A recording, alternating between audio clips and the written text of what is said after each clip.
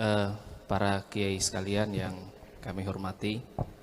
Alhamdulillah adanya pertemuan seperti ini merupakan suatu berkah tersendiri bagi kami pribadi, bisa bertemu dengan guru-guru kami mulia, dosen-dosen kami. Ada Dr. Adnan, dosen kami di IAIN Gorontalo pasca sarjana. Ada satu hal yang mungkin saya melihat luput dari pembahasan kita. Yang pertama masalah resolusi supremasi Suriah kita sudah bahas tadi, dan intinya saya sangat bangga dan bahagia bahwasanya kita memiliki kepedulian yang besar terhadap Nahdlatul Ulama. Ada satu hal yang mungkin kita luput bahas, yaitu tentang kesadaran kita bahwasanya Nahdlatul Ulama itu adalah organisasi santri, sehingga sudah seyogianya organisasi utama ataupun lembaga dan badan otonom itu memberikan sumbangsih ataupun menjadi penopang bagi kehidupan kesantrian, ya, menjadi seorang santri.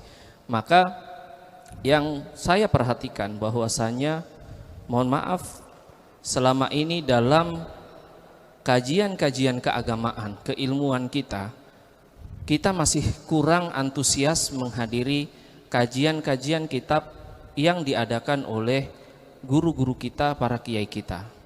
Ini sangat berbeda sekali antusiasmenya kalau kita bandingkan misalnya dengan Wahdah Islamiyah. Padahal kalau kita bisa bicara keilmuan, kiai-kiai kita secara keilmuan tidak kalah dari mereka. Tetapi kenapa dalam masalah keilmuan, masalah kajian-kajian kita belum terlalu antusias untuk itu? Maka saya mengajak kepada kita semua, ya, untuk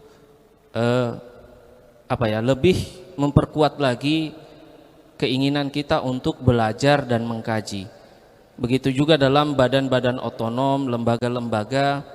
Maka sudah seyogianya dalam lembaga bukan hanya melihat kuantitas, bukan hanya banyak anggota ataupun banyak pengurus, tetapi melihat kualitas juga, sehingga kita melakukan kaderisasi dengan memiliki standar-standar minimal.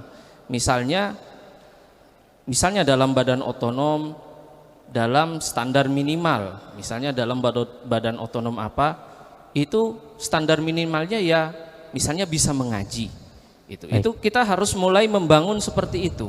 Kita harus membangun kesadaran dalam diri kita untuk mengembangkan organisasi. Kalau untuk bisa mengkaji kitab kayak di pondok-pondok Jawa kayaknya terlalu jauh, belum bisa untuk 5-10 tahun ke depan.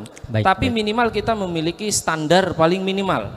Bahwasanya dalam organisasi kita, pengurus kita, anggota kita itu bisa mengaji Al-Quran, bisa memahami dasar-dasar ilmu agama yang dasar-dasar saja. Itu harapan saya kepada kita semua yang perlu dibangun, karena di sini saya melihat banyak pengurus lembaga badan otonom. Mari kita bangun seperti itu, sehingga di satu sisi di atas kita membangun supremasi ulama, tapi di kalangan bawah, di kita, di lembaga, di badan otonom kita juga mulai membentuk jiwa-jiwa santri, meskipun itu tidak harus orang yang berasal dari pondok pesantren. Poinnya sudah. Terima kasih. Terima kasih banyak. Wallahul muwaffiq ila aqwamit thoriq.